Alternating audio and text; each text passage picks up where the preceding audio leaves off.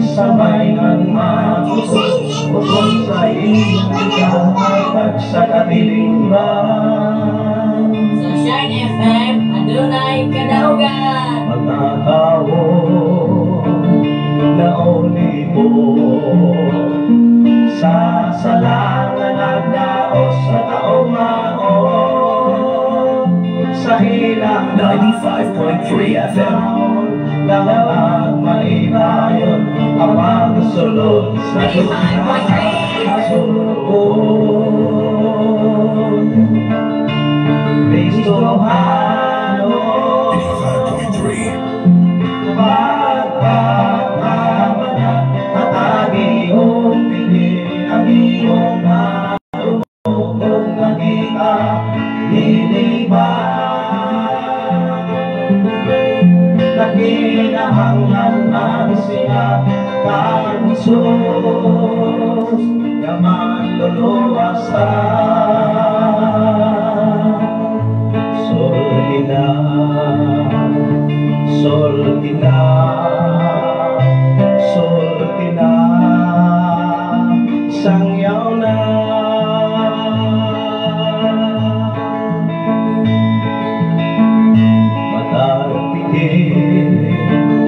Sa orasan may tao sa kinabuhi nakapsan. Asa sila paingon aduna pa'y kasiguruhan bumaning kinabuhi sa kalibutan.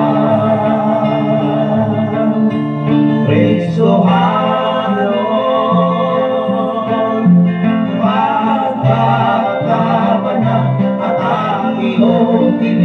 ang iyong nalubong nakita dilibang. Nakinahanglan sila kang Isus na manluluwasan. Soldina, soldina, soldina, isang yaw na.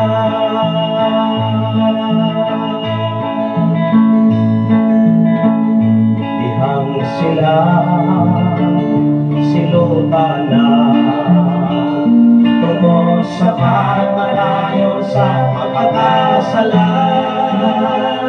Kunyari ay ang hilungan, wala silang masugilan, at ubangan sa Diyos din sa may paninglan.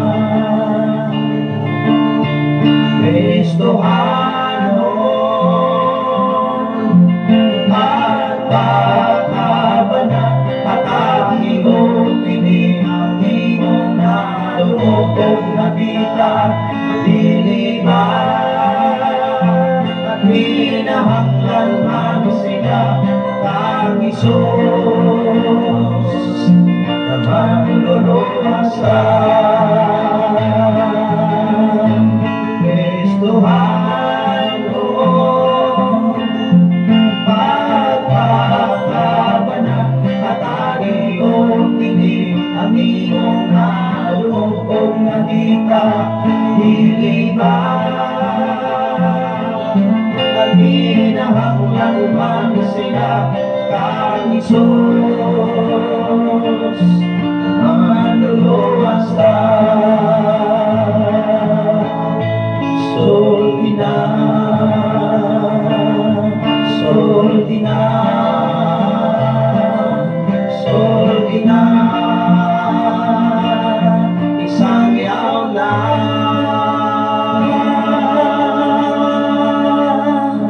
Soldina.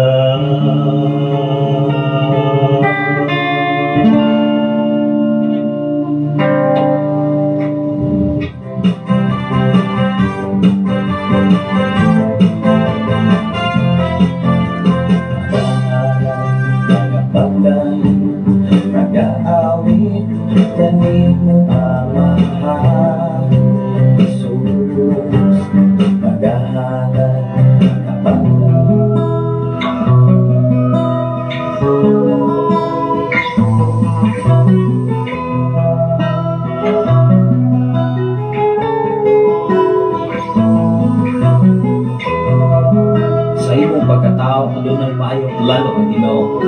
Sa imong kinabuhi, si Jesus labang ang puktong pahanding. Pagbantay sa tanang panahon, kay ang pagsulay ikaw gusto ko kana. Apanay ang pabalaka, ang tulong sa Dios Ginoon ang una. Himo siyang bahandi kay ang Dios mohatag kanimo kinabuhi. Ang kasulatan na tinuod, ang tao mabuhi dili sa panlamang o dili sa matagpulong sa nga isulti sa Dios. Nahimugso kining atong tulumanon, ang pulong mo kinabuhi ko. Ang pulong mo kinabuhi ko maghatod nganha kaninyo mga mensahe sa kaluwasan, kabaguhan, kadaugan yang ikutlo sa balaang kasulatan. Kanang butang may katapusan, mahana ang tanan, bisang kalibutan, mahana sa laman. Ang magpabiling ang pulong mo, di mausap ang saan mo, nga ako daon sa trono mo.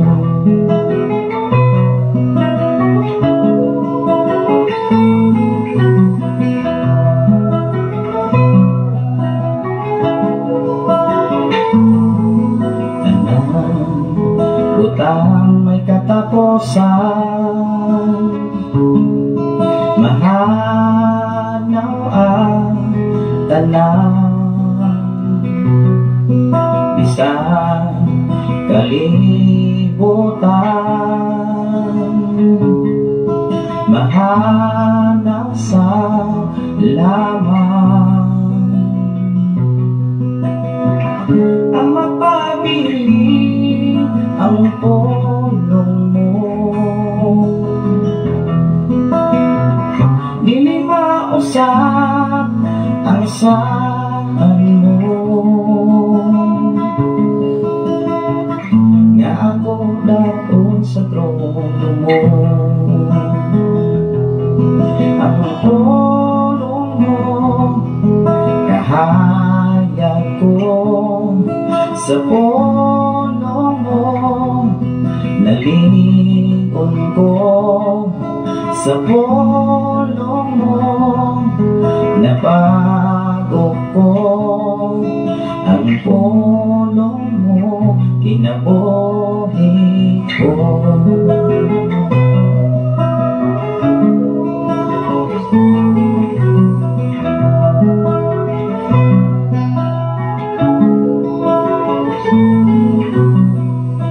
Labang sa tanang butang, ang pulong mo gamhanan, nagtulo sa tanan, katawhan mo giandang. Wa na'y laing gabayan pa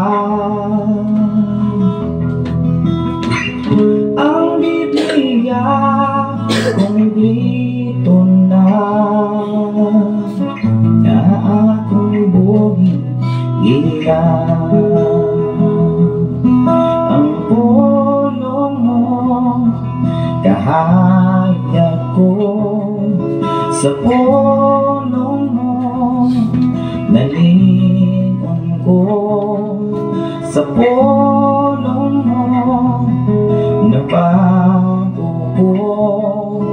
Ang pulong mo kinabuhi ko.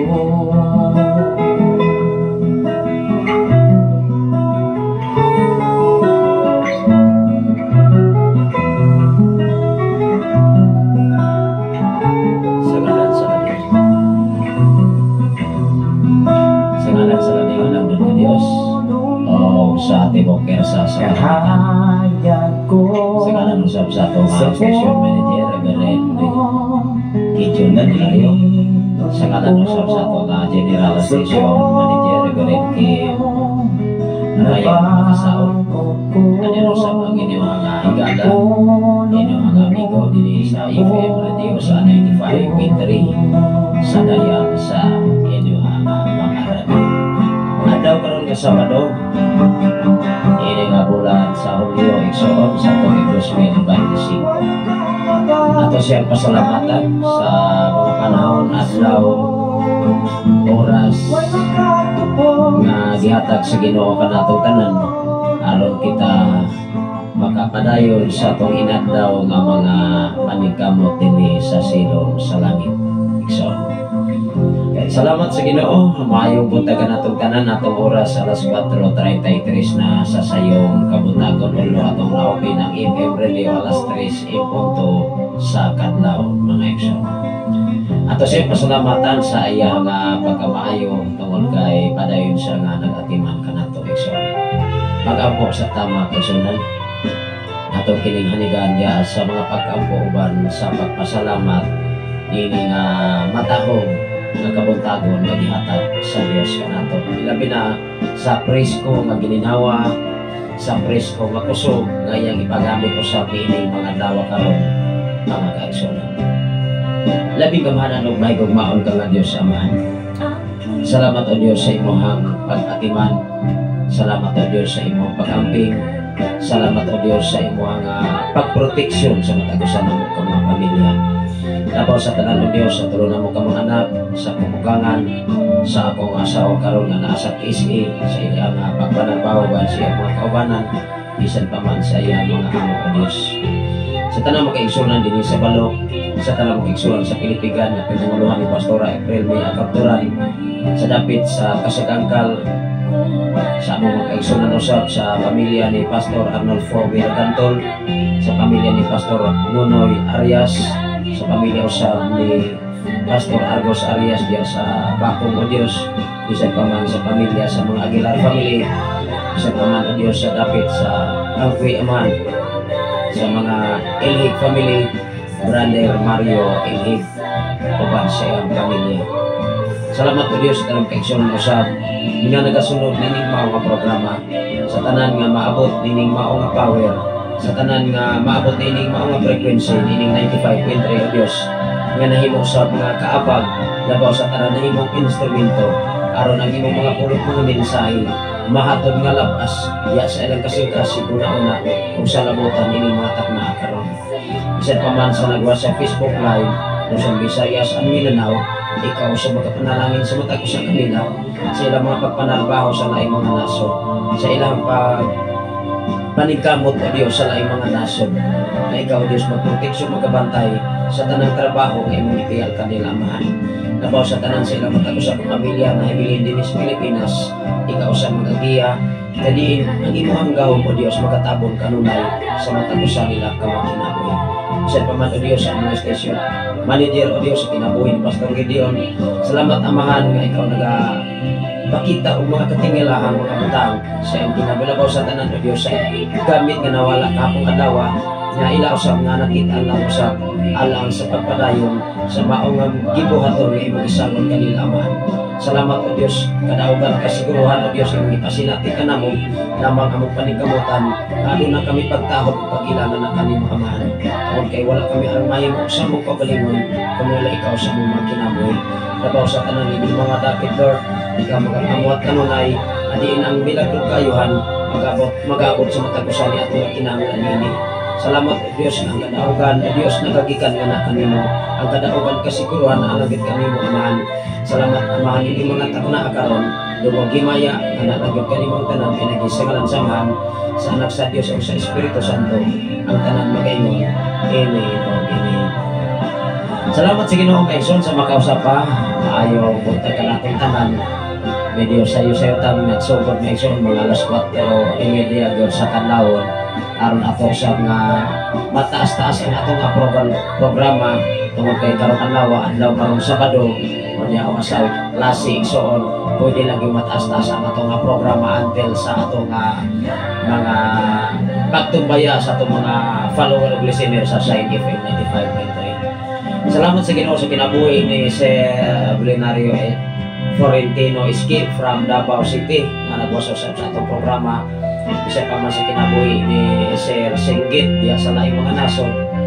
Ang Ginoo magapanalangin labi na sa mga Singgit family diya sa mga Gabas family diya sa Bahian sa Tanay City, Igsoon, Barangay Bahian. Ako nga atong pasalamatan ang Ginoo sa iyang pagkamaayo.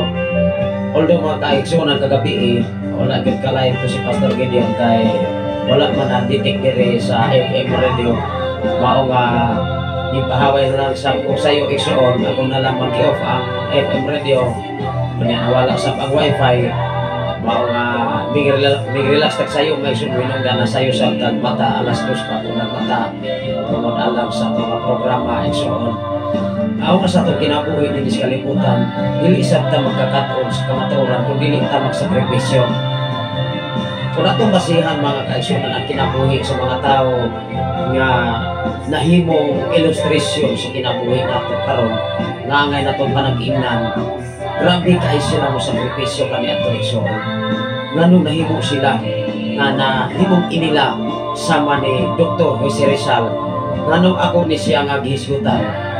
Even si Dr. Jose Rizal mga igsoon, nag-study siya una sa Espanya. Pila kalingwahi iyang nakatunan, more than 20 kawika iyang nakatunan. Aron iyang mahibalan ang tanang mga lingwahi, aron dili siya basta-basta kuwaton sa mga pagtulunan kaniadto sa panahon sa Kastila.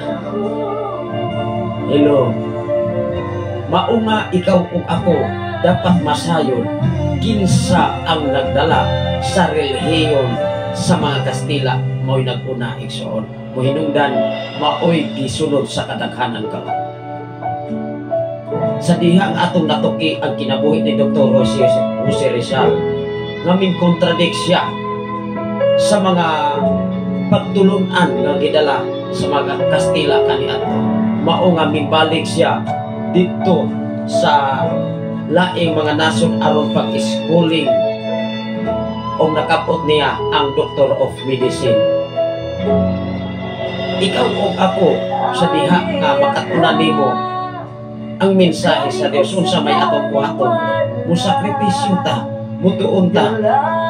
Dili kay mo ingon lamang ta maigsoon, bahala na lang kun ang Ginoo pastor kay ingon bitaw, muhatag bitaw nato siya kaalam. Muhatag bitaw ang Dios o kay balo nato. No need na mag-study pastor, mag-agad tas Holy Spirit. No. Kanus ang matagiyahan sa Dios. Kanus ang matahatagan sa Espiritu na tinunanay. Kanang magtinapulan. Kanang dili mo trabaho, dili mo lihok. 3 years old pa si Dr. Jose Rizal. Kabauna siyang mubasa. Pero siyang kinabuhi, tulo pa lamang siya katuig, diha na nahibalaan nga doon na goy pinasahi sa kinabuhi sa usa ka tawo nga nahimong hero sa Pilipinas kaniadto. Diha sa pagtuon sa balang kasulatan, dapat aduna tay insaktong sakripisyo. Dapat aduna tay insaktong panahon sa pagtuon niini aron ang pulong nga honor ang tugan mabuhat sa tao. Unsa pamaagi sa tao nga mahimo siyang dunay pagtahon ngadto sa Dios. Moingon ba lamang ang tao igsoon, bahala na ang Dios na ako pastor Hoy. Kay siya na ang mag-igog na ako. Mag-agad ko sa Holy Spirit. Kung tagahaan ko, kailan man tayo bibigyan ng Holy Spirit? Kailan man tayo bibigyan ng biyaya kung lagi tayong nakaupo sa bahay po natin? Walang mangyayari sa tao sa mundo. Maraming tao na kilala natin sa buhay natin ngayon. Iba-ibang klaseng tao sa mundo. Walang iba ang sinasabi nila ay talagang makakamit mo lang ang iyong mga pangarap sa pamamagitan ng sa iyong pagsasakripisyo.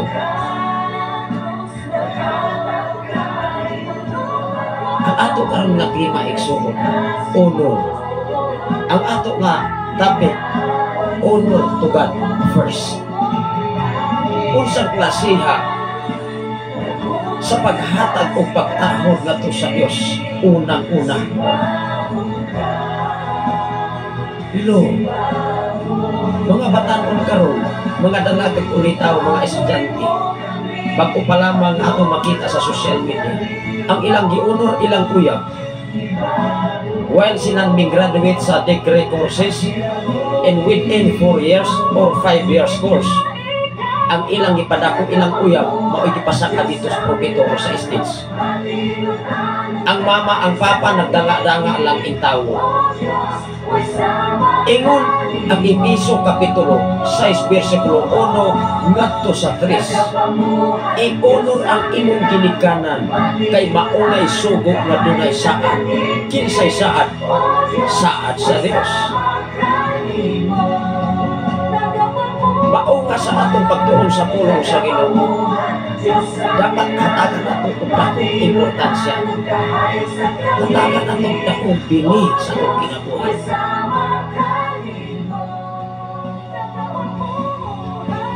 Mao nga daghang napakyas, daghang wala kakampot sa ilahang gitawag pangandoy.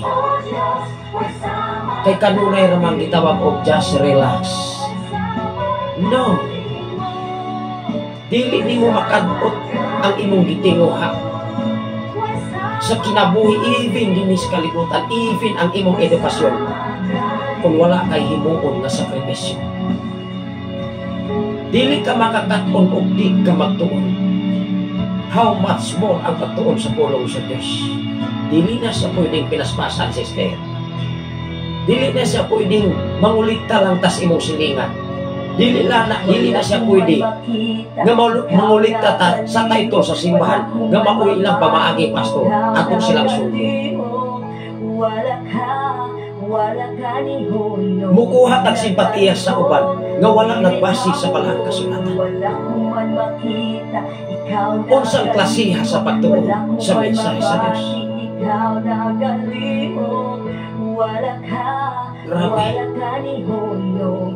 Salamat sa Ginoo sa kinabuhi sa akong igsoon sa diha sa Maynila. Grabe ay mong pananari. Maayong buntag pastor o sa tinuog nimong pamilya sa tanan nga naminaw karon sa mensahe sa Ginoo. Maayong buntag kanilang tanan pastor.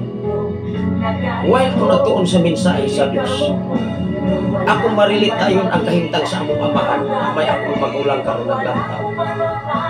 Nag-edad sa 60, ming eskwela pag junior high school sa barangay. Giya-kayagaan sa mga tao.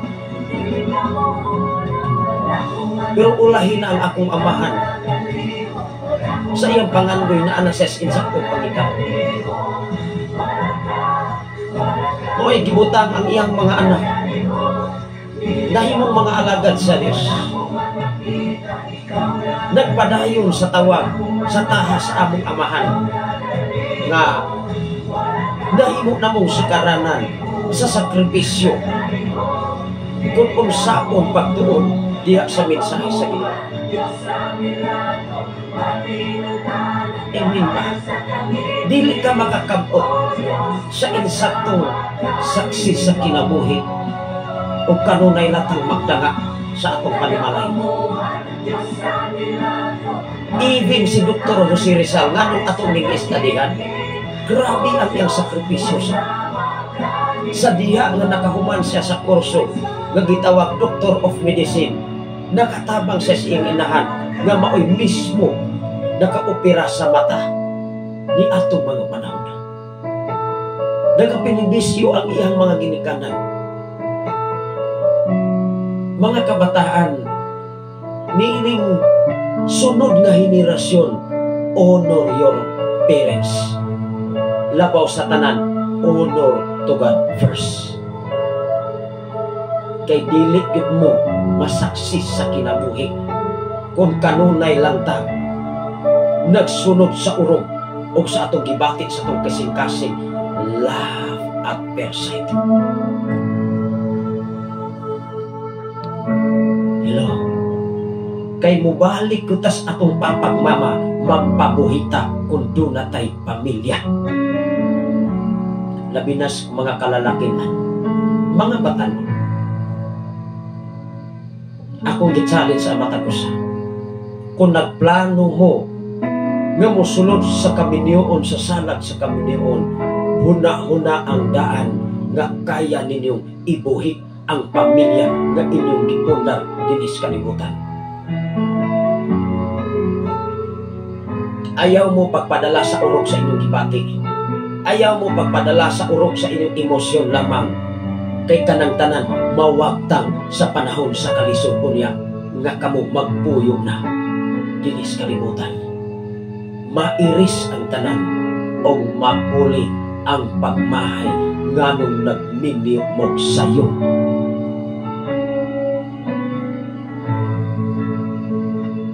Amen ba? Dili ni siya gitawag og panghusga. Lamang kuhaan nato dakong pagtulunan ang mga tao kaniadto nga nahimong idolo even sa kalibutan. Grabe ang ilang gihimong sakripisyo. How much more ang pagtuon sa mensahe sa atong Ginoo. Kinsa may atong unahon? Kinsa may una natong higugma? Kinsa may atong hatakan o pagtahod sa atong kinabuhi? Ang simbahan? Ang title sa simbahan? Ang grupo? O ang Ginoo? Maunga daghang napakyas sa kalibutan. Daghang mimbalik sa ulo tungod kay wala kakuha sa insaktong pamaagi sa atong Ginoo. Atong basahon ang definition sa gitawag na ulo. Gikinahanglan igsuon step by step dapat ang buhaton sa tao. Dili kay mulaktang ta, mulakaw tag abot sa ika-13 ka floor gikan sa sinugdan. Hako ka ang atong nakatunan diha sa balahang kasulatan. Muingon ra gyud kasagaran mag-agad ng Diyos Holy Spirit. Ingon diri mga kaigsoon, honor to God. First, unsay giingon diri? Honor to God first means to prioritize Him every aspect of life. Imo siyang gi-priority. Imo siyang giuna. Imo siyang gihatagan og valor. Imo siyang gihatagan og bili. Prioritize sa imong kinabuhi. Unsa may kasagaran nga gi-prioritize sa mga batanon? Cellphone. Hinigugma na nag-eskwela. Wala tuohi silang papa o si mama kay ang gipalabi uyab ra. Pag-graduate ang uyab mao gipasaka sa stage. Si mama si papa nagdala-dala sa ubos nga mao'y naghasakripisyo, naghago aron ka makahuman sa imong kurso. Diha sa kinabuhing Kristohanon, kinsa may una natong higugmaon? Si Kristo mao'y i-prioritize. Kay kung dili gani nato siya mahimong priority sa kinabuhi, babagsak tayo, kaibigan. Unsay giingon diri? Prioritize Him in every aspect of life. Tanang aspeto sa imong kinabuhi, una ang Dios.